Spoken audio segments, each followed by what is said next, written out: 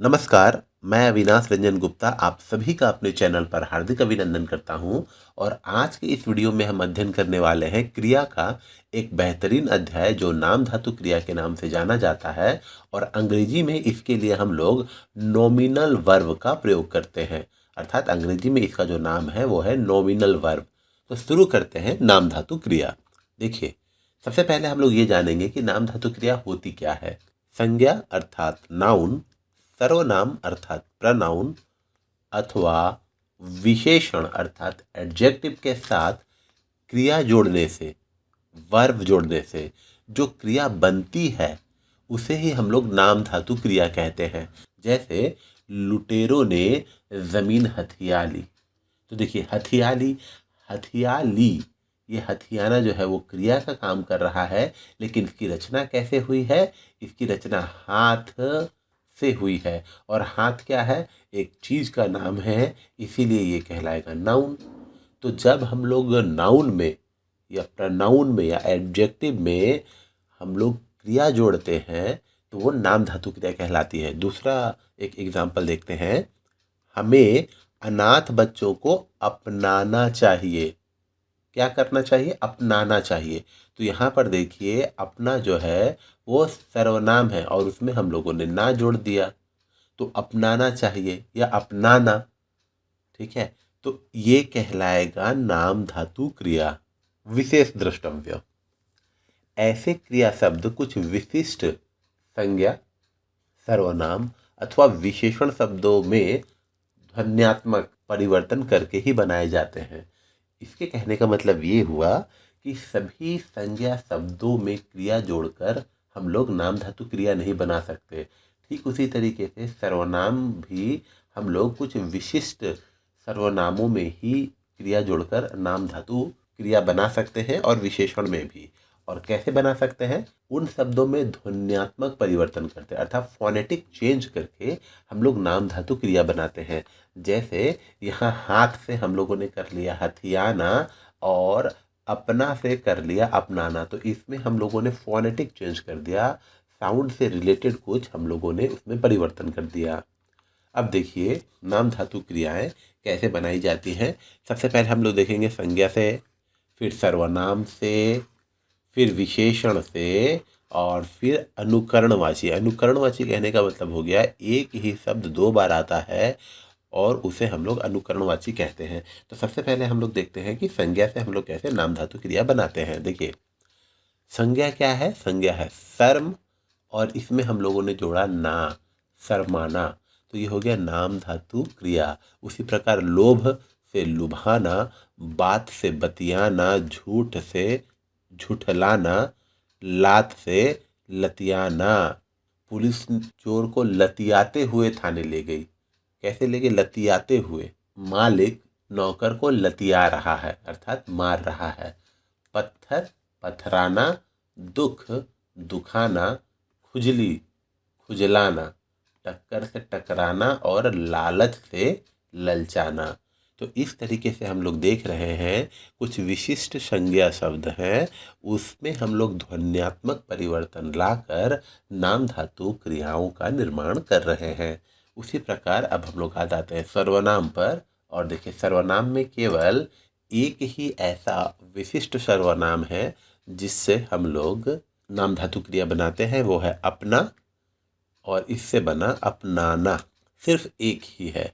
अब हम लोग आ जाएंगे विशेषण पर, और ये रहा विशेषण।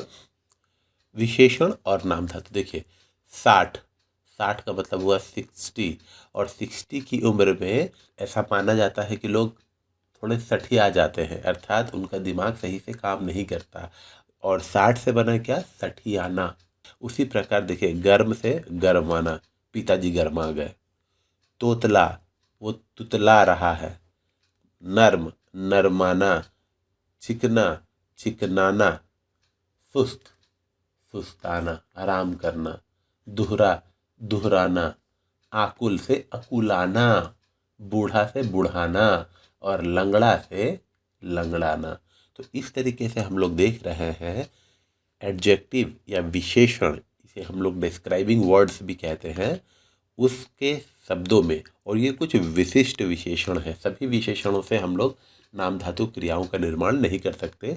ये कुछ विशिष्ट विशेषण हैं जिनसे हम लोग नाम धातु क्रियाओं का निर्माण कर रहे हैं, उसमें ध्वन्यात्मक परिवर्तन करके।